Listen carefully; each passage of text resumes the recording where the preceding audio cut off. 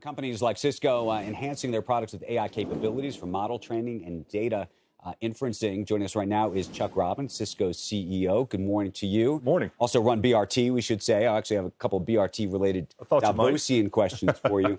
Actually, let me do this with you, if you'd indulge me. Sure. Before we actually hit AI, what do you think of the tariff situation? Because you've been pretty outspoken on tariffs for a long time, and I feel like that, when we talk about AI being a conversation here, I would say the other big one is tariffs right now. Yes. Yeah, so first of all, thanks for having me. And, I think that it's been an interesting discussion, even if you think about it at the Business Roundtable, because every company has different nuances about their business that would lead them to be supportive of certain tariffs and be afraid of other tariffs or dislike other tariffs. And so, for us, we've been distributing our supply chain, obviously post-COVID. We built a lot of geographic diversity in, and not just on final assembly and test, but going all the way back into our supply chain and moving things around into different countries. So I think we're going to have to wait and see how they roll out. If we're talking for Cisco's purposes, we dealt with them last time and we adjusted and have adapted since, and we'll deal with them again if they come to fruition. What are you doing in this moment? I asked because Mary Erdos was on stage yesterday from JP Morgan saying that they'd created a war room, literally, to assess and try to analyze each of these executive orders and figure out what to do about them, not just for their own bank, but for their clients. Yeah.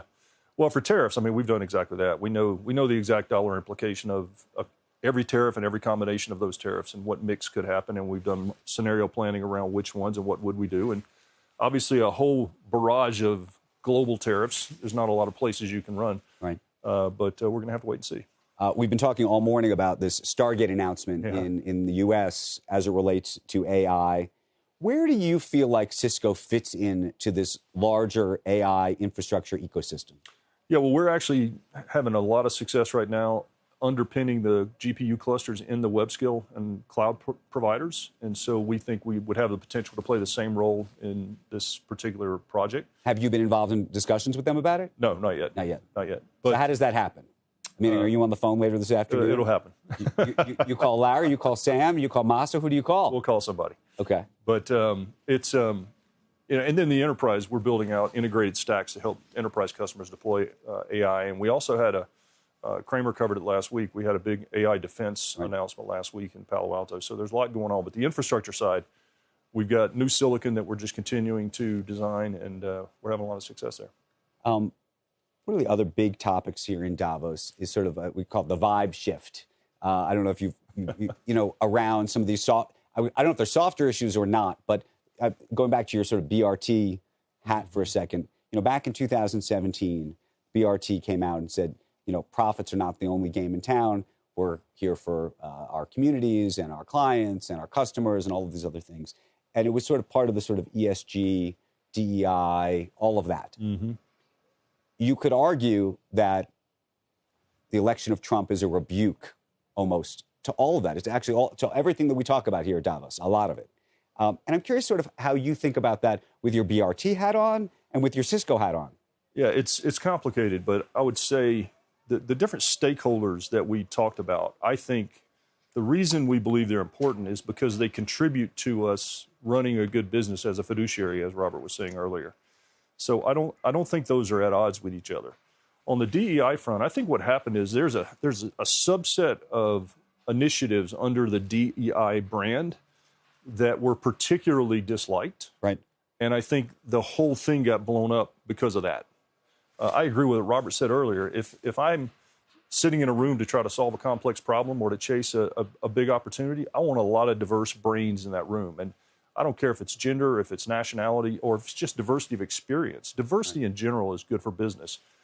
But I think the pendulum swung, but I think it was a handful of issues that really triggered it all. The other big thing for 2025 is going to be tax policy. Yes. In D.C. Yes. How involved are you going to be in that? And what do you think is the rate? I mean, it's interesting because the rate now is obviously 21% for businesses. The president's talked about bringing that down to 15%.